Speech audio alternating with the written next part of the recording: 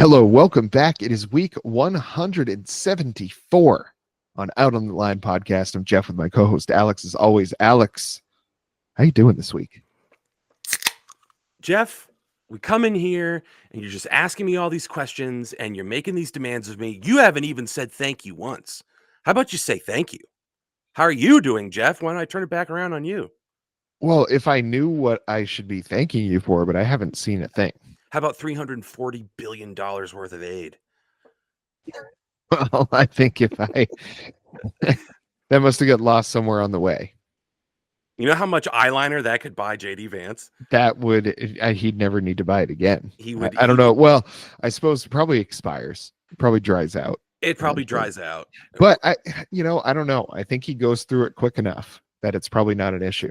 Well, the question, we have this big social security question, right? So why not make it let's get a little betting. We are not sponsored by DraftKings, but if they did want to sponsor us, we'd get a little action going on JD Vance and the over-under on whether or not he could finish a lifetime supply of eyeliner for a normal person before his lifetime ends. How many of my tax dollars are going to this eyeliner?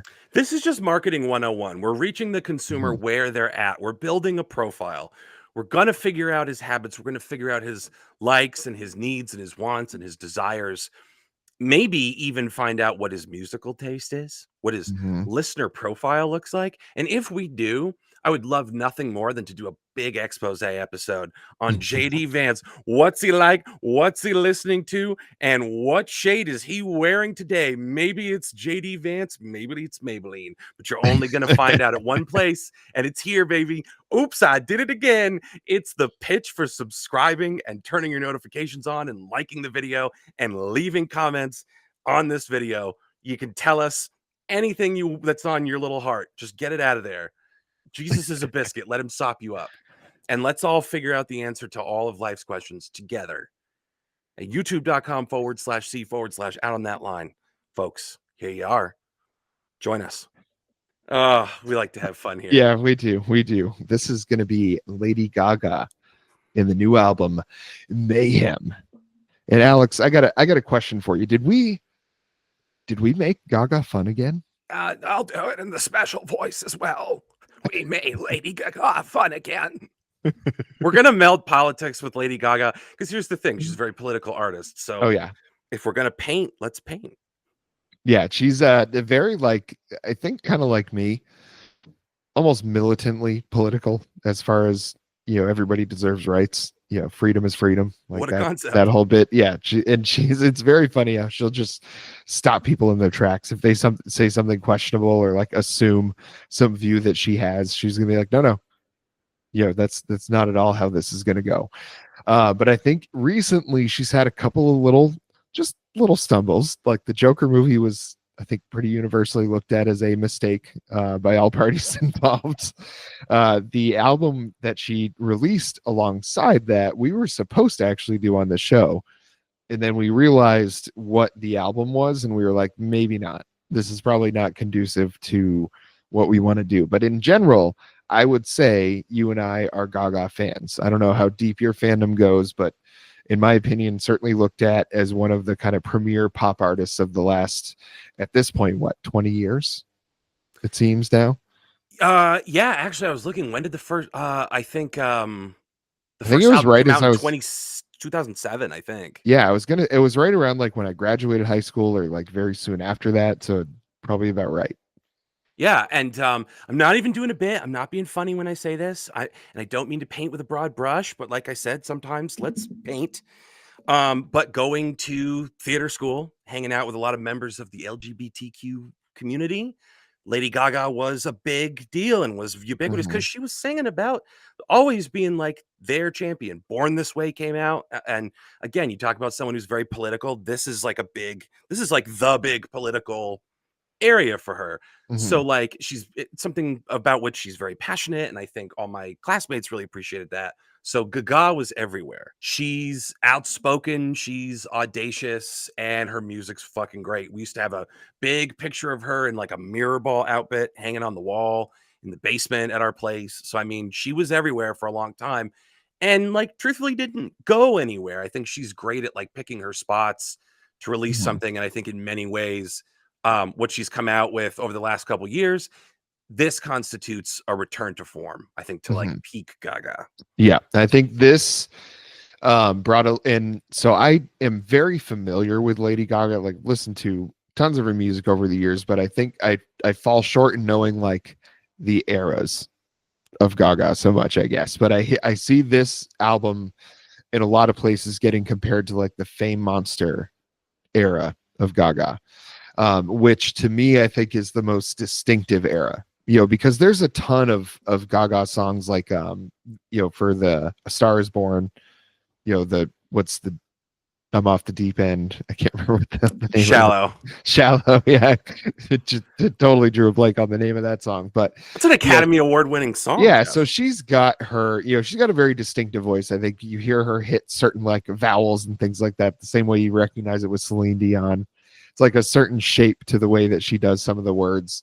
And you can always very much tell if it's Gaga singing, but there's also like another level where there's a very distinctive sort of Gaga sound. And I think on this album, a song like ABRA-CADABRA, the lead singer on this one, is very much like that Gaga sound, that Bad Romance, the very big anthemic chorus, inserting Gaga in there like as a word, as her name, like in the chorus somewhere. She loves doing that. And I think the overall idea of this album, I don't know if she really cared that much about being like, I'm going back to this era. I think she was just like, I want to make an album that I have a great time making. And I think you get all sorts of Gaga on this one, but for the most part, it feels like the most familiar version of Gaga. Definitely like throw it back to the Fame Monster as the follow-up. Um, it definitely harkens back to like that era where it was very dancey, but also always very genre fluid. Like for as pop and as industrial as she's been for most of her career, she's not afraid to like kind of like song to song on an album dip a little bit into different genres. Certainly does that on this one, but then like radical departures, like you act in A Star Is Born, you win the Academy Award for Best Original Song for a song off the soundtrack to that Mm-hmm. film. Great in the movie. The song, unlike anything really she had been doing up to that point, showing a new side of herself. Um, very successfully dipping her toe into acting. And then in another direction, you have her doing duets with Tony Bennett. She was Tony Bennett's Ride or Die, literally up until the day he died. Um, and he is dead, right? Yes, I think so. Okay, good. Yeah. I was like, I'm like 99. It's like, cheer if Abe Vigoda's dead, is I he? I don't will know. I will make sure, but I think towards the end there she certainly was I think for the most part like really helping to kind of usher him through all of that stuff. I think there was an interview that she did where talking about him, and I remember her saying like when he would sing it seemed like he kind of snapped into kind of knowing where he was, what he was doing. Like the performer just came out like it was an instinct more than anything he like remembered how to do. Yeah. I can't remember the exact wording of it or whatever, but I think the reason for that interview was because it was getting close to the end, or the end had already happened. Well, and certain people were like, "Don't you think that's a little crass and exploitative to trot him out there?" And that's I think it was someone in his family backed Gaga up on this, but it was that exact sentiment, which is like, "Look, this is the thing that kind of tethers him to the earth and brings him back, and like this is when we get to see Tony Bennett, and he knows what's going on, and he can just get out there and he flies through these songs he's done a million times. And it's just like letting him do what he was put here to do. Mm-hmm. And so it's not crass exploitation like the people that like completely elder abuse Stan Lee. Yeah. So like don't misunderstand that. And then you have Lady Gaga's genuine affection for that kind of music. Mm-hmm. And she's always got that brassy sound. Like I think Barbra Streisand has the most annoying voice in the world. Mm-hmm. Lady Gaga's got like a similar timbre to it, but she found a way to not make it a totally obnoxious experience. It doesn't have any like the nasal tinge to it, I think Right. is the thing. Yeah. It's like a lot of it is placed in the front. It's like right up in like from the Mm-hmm. soft palate into the hard palate. to focus the sound. So she's got that very brassy, kind of like brassy broad sound. Whereas Barbara Streisand was all here, and it was like Mhm. too musical theater. So like Lady Gaga is very theatrical, but I think just is also, shall we say, chameleonic Mhm. in the way that she can use her voice. She sounds right at home doing these like old jazz standards. She sounds right at home doing something more singer-songwriter, something pop, something industrial. You're just really lucky when you have a weapon as powerful as her voice. Mhm. And it's I think you can look at it too, because there's a lot of people that sing with that kind of power, right? There's a lot of people over the years that do it, but there's few people that have that power. But there's also that something else. There's like what makes you a little different. I think her ability to really control that, her ability to make it feel like it's about to go out of control, but it really never is. I think that's a big part of like her identity as a singer, is hitting those big notes, letting that gravel like get into her voice sometimes instead of it being like pure and clean. Then I think of somebody, comparing it to somebody like a Jennifer Hudson, who everybody knows has a knockout voice. If you need the national anthem sung at your event, you really can't do any better than that. But you don't really hear about her having the same kind of career, even though she's got that same kind of power. So the voice helps. But I think there's something about Gaga specifically that people really, really have latched onto. And I think it's what you touched on earlier, is more about what she represents than what she's capable of. And I think when she does songs, like it feels almost defiant that she's going back to the era when she was probably the most like controversial. When she was really, she's always been outspoken about the LGBT and like kind of alternative communities, and them having basic human rights. She's always been outspoken about that, but I think the Fame Monster eras where that was put through in her music, that was all over the radio. Then she did the song with Ariana Grande, like the Rain on Me song, like that was a huge hit and definitely just a like gay anthem. And I think they, at a certain point, she's just kind of going back to that era, and I feel like there's a certain amount of defiance in that in this time period right now. I think she's saying like, this is when I was most politically outspoken, this is when I was the most relevant politically, was during this time making this music, so I'm going to do that again. I think there's a little bit of that, and I think when you have somebody as talented as she is, you can kind of do whatever you want as long as your effort is going into it. It's going to be of a certain quality. Now you may swing and miss sometimes, but on an album like this, she's got her ballads, she's got her Gaga songs like Abracadabra. She's got the whole mix of kind of what's made her great, and all of it is represented at like the very top level right now in her career. And here's the thing about Abracadabra in particular that I think demonstrates like the singular talent of Lady Gaga. I hated that song the first time I heard it. I was like, seriously? And I don't know how much of it was like I still had a little bit of the smudgy residue on me from Eminem. Abracadabra. I'm about to reach out and stab you, or whatever the fuck. First of all, you take a shitty song and then you rip it off step by step, beat by beat for the hook, use of air quotes, for your shitty song. I'm just like, wow, this is just two crappy tastes have come together. Peanut butter and chocolate finally came together and you took a shit in it. But I digress. This song, I think, could have easily tipped over into the territory of Grandpa Spooky Halloween Party, Miley Cyrus. My favorite frequent punching bag when it comes up. And it was Yeah. the first song I thought of when I first heard it, because I'm like, abracadabra, what this fucking bunch of lazy ass bullshit is this? And the chorus is kind of like baby babble. Like Hmm. it's like actual like alakazam, like magic terms, I guess. But I'm just like, the first time I listened, I'm like, what the fuck? But then you listen the second time, and you're like, all right, well, just it's fine, it's fine. And Hmm. then you listen to it again, and you're like, abracadabra, and it grows on you. It could tip into just like this total mess, and it could have been lazy and low effort and like funny in the wrong way. But she's got this great way of diversifying her sound, not just song to song on an album, but within a song itself. Like these very fluid shifts and these big power shifts, like these dynamic shifts when like she kicks in the voice in the chorus, Mhm. and like when she like hits that, like the way she syncopates stuff, when she hits it hard on a shift like that from like first to second gear, it's powerful. It in and of itself is a hook on top of songs that are just like she's a hook Mhm. factory. The hook on Abracadabra, one of many on the album, but it's just it grows on you. Yeah, she really, again, the voice, it's that power, but it's also knowing what to do with that. You can have a fantastic voice and your music can be boring as hell. Like it's happened a million times.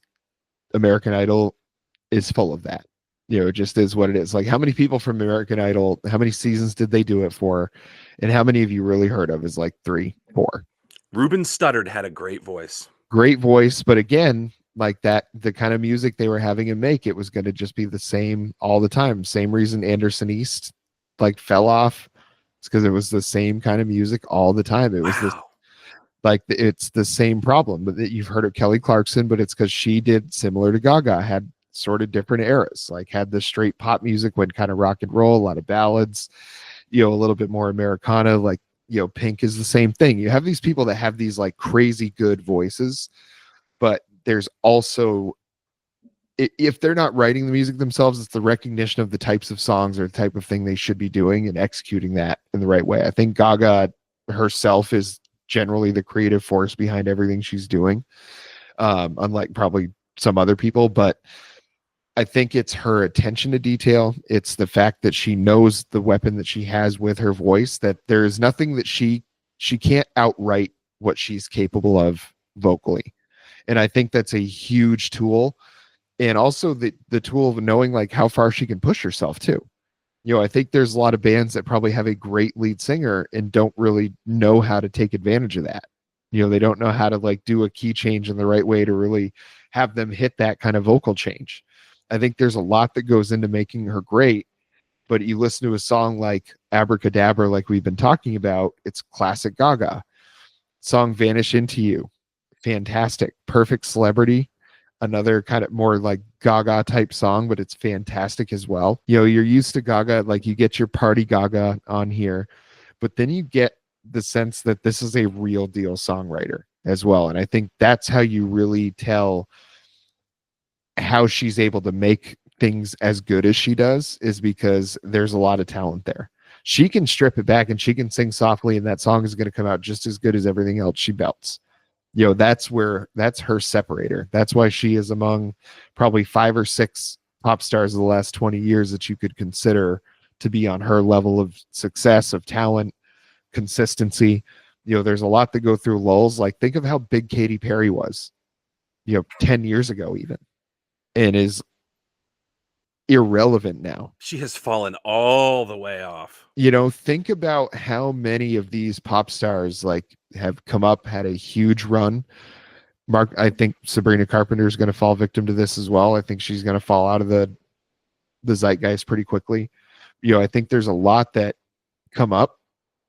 They're great for an album or two, and then they fall apart. They go away. Like they can't recapture that. You get for every like Beyonce or Gaga or Adele or these artists that like consistently through decades are releasing high grossing albums, high selling albums, critically acclaimed albums. Like that's very rare. And to say that she's like in that level, like think about the first time you heard like Let's Dance. They had no idea that Lady Gaga would turn into like a worldwide phenomenon that she's turned into. No, absolutely not. I think the one for me that kind of like put her personally on the map was Born This Way. Mm-hmm. Again, coming out at a time like a time when it was like needed most, and I was hanging out with a lot of people that connected with right in their nougaty center. Mm-hmm. And it that's a great thing. Like Sabrina Carpenter, not to like diss her, but I don't think her music.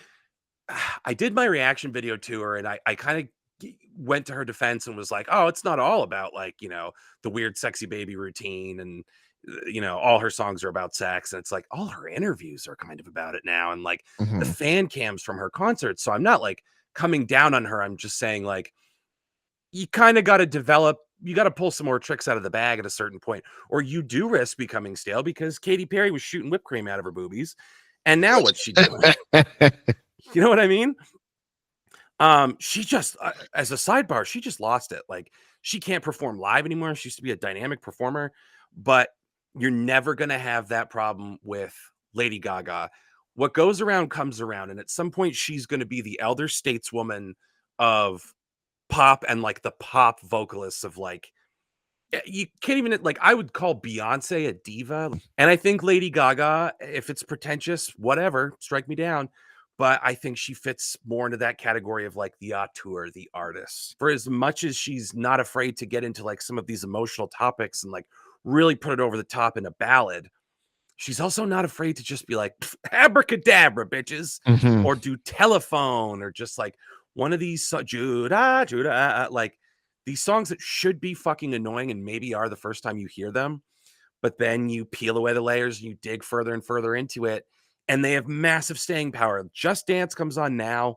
Born This Way comes on now. You're going to dance to it as hard as you did the first time. Mhm. And I think that's one of those things that's going to keep her being her own kind of Tony Bennett again, the elder stateswoman someday. And you'll have some young talent ushering her to the stage and sharing that with her. And Yeah.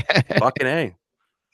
Yeah, I think she's just I think she takes what she creates very seriously, but she doesn't really take herself that seriously. And I think that's the best kind of creative you can be.